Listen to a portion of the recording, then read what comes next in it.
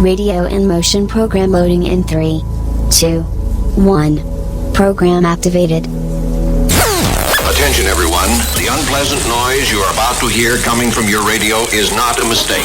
Okay, first things first, what is your name? This is Big Sonny playing the best of the 90s and beyond. Are you ready for this? Yeah. Radio in motion. Please do not turn off your radio, but turn up the volume on your receiver as high as it can go. All right, here we go. Radio in motion. But speaking of entertainment, politics has become really entertaining. And like I say, just because, I'm talking about Trump and some of the things I think that President Trump does, it's exactly why people voted for him, and he's doing all the right things to help Americans have better lives. I'm not going to argue with anyone for that because there's nothing wrong with that. But it also doesn't mean I love Trump.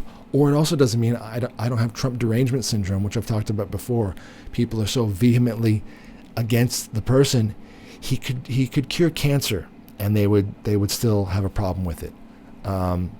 That's also, I think, deranged, to not let someone do the right things. But he is entertaining, and if any of you know, if you don't, you should look this up. I'm not going to play the video, but you should look up the video of Zelensky in the White House, because it is. There are ramifications of that happening right now. And the first one being, so Zelensky visited the White House, if you don't know, and had, I think, quite a disrespectful conversation with President Trump. Again, no matter what you think of the man, oh, he's just some celebrity. Well, now he's been elected as president, and when you're sitting in the White House, you are representing that position, and I think anyone, they deserve that respect. And especially someone like Zelensky, who's going out looking for handouts of money. I'm sorry, but that's a fact. Not $100, not $1 million, billions of dollars of money, and you can't disrespect the person that don't bite the hand that feeds you. And look, that's exactly what he did. Now that has led to, currently I just read, that apparently Trump and the United States have paused all military aid to Zelensky in the Ukraine. And again, before anyone gets super divisive, I've talked about this before. This is not evil powers or evil or Russia's evil. This really is, if you really want to get deep into it, and if you want to look into it, the fact is Zelensky is part of this. The Ukraine messed up, and however it's culminated into where we're at now, they've bitten off far more than they can chew. And the fact is if it wasn't for the U.S. or all the UN and European aid, the war would have lasted about 2 weeks, and it would have been over with. So obviously he just wants perpetual war, which I believe he does. I'm sorry. I think he's a scumbag wannabe warlord. He's a nightclub warlord. Hey, look at me.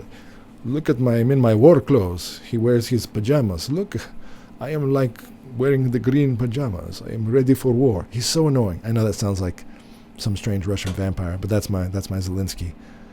So either you want to actually help your people and end the war, or you just want perpetual war because, it brings you money. You're a war profiteer. And I'm sorry, when you're going into the White House and asking for money, you don't disrespect the president. And that's what happened. And this is where we are. Again, look up the video. It's fantastic. The Babylon Bee, they're hilarious. They actually summed it up perfectly. It said, today, Zelensky tried a bold new strategy of insulting the people that he's begging for money from. It's as simple as that. That's exactly what happened. You don't do that. He's a diplomatic genius. And again, yes, English is his second language. I don't think this was about English being a second language. I don't think this was about interpreting the words wrong. And if it was, then he needs to reach out and talk to President Trump again and sort it out. That's called being a leader. That's called being a diplomat, especially when it comes to saving your war-torn country. I think you can suck it up and swallow your pride. But yeah, you should watch the video. I think it was very disrespectful. He was talking over Trump the whole time. He was saying, during war, everyone has problems. Even you have problems. You have nice ocean. And Trump's like, what? You don't know that. You don't know how we feel. We're trying to solve a problem. And he still kept talking over them. You live well. You don't know war. This is not what you do when, again, you're literally needing the U.S. to save your life. You don't act like that. And Trump reminded him, you're not in a good position. You're not in a position to act like this. And I'll be honest, here's the other thing. You're like, oh, how come we've all of a sudden seen this? Because this was all going down behind the scenes. And I think this is how they like it. This is how all the oligarchs like it. They want to have these little chats behind the scenes so that they just go, oh yeah, oh, we'll do that. Oh yeah, we'll give you these tanks and we'll get this deal and you'll get this money and we'll get this contract and we'll make some money on the side. All right, good stuff. Done. Here's, $800 million of taxpayer money and we won't even ask them. And that's all it comes down to. If you want to say I'm someone who gets too deep into like conspiracy theory or whatever, you know what I always talk about? Money in your pocket. Like I say, you know why you can't go to the movies? And again, whether it's the US, UK, or Australia, it's a similar story. Deals are made behind doors. Your taxes go up, your property goes up, the mortgage goes up, everything goes up, and you don't know why.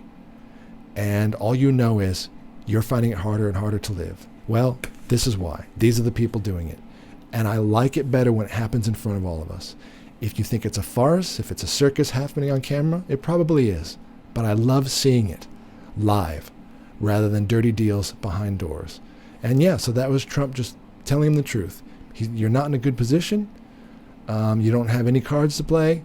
And that's a fact. And Trump kept telling him, you're gambling with World War III and it's not funny. And it's not. Why is that funny? So again, and Zelensky kept speaking over him. It really was dumb on every level. The one person that you had to impress on that day was President Trump. And he failed miserably. I'm sorry. So that's not someone I think who's looking out for his country. I don't think that's the approach. And he certainly doesn't want to listen to the truth. And the truth is they're not going to win.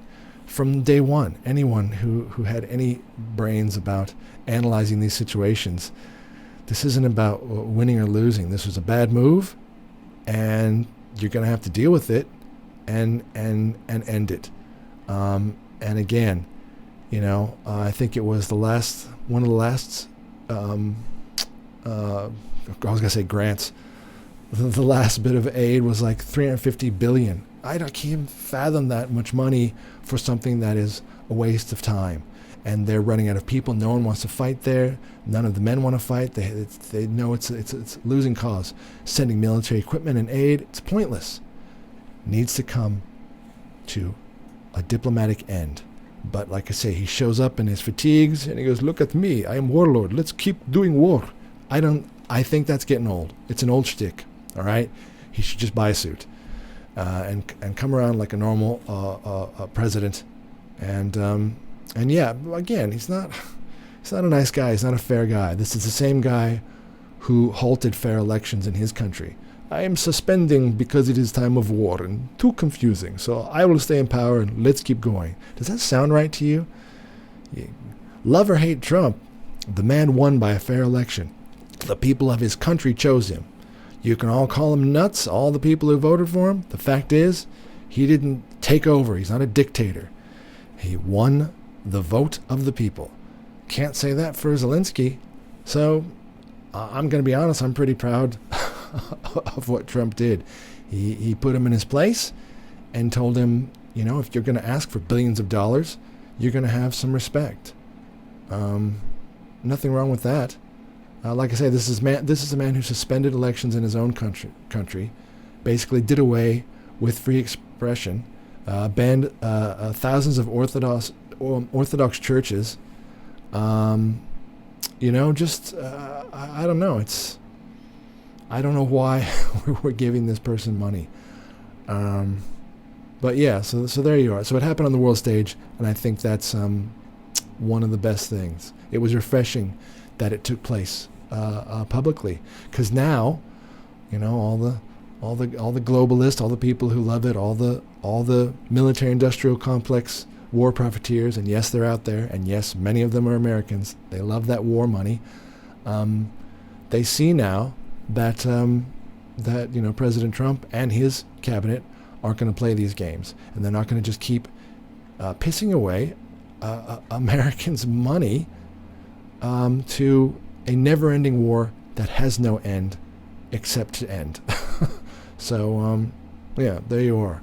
So, I don't know. It's a matter of opinion on right or wrong, but in general, I think we would all agree that,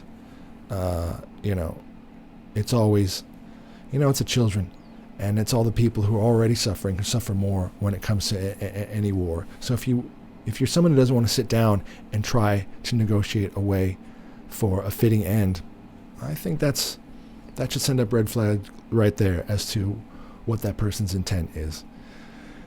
Anyway, as we speak, as of right now, the military aid has been cut off, and what can I say? It's going to have to be a lessons learned, and Zelensky's going to have to make that call and might have to make that apology. All right, folks, that's my take on all the current events at the moment. Hope you enjoyed that. And like I say, I still have hope for movies, and I just hope they get back into entertaining us and not preaching to us. All right, more great music up next on Radio Emotion's 90s Drive after a word from our awesome sponsors.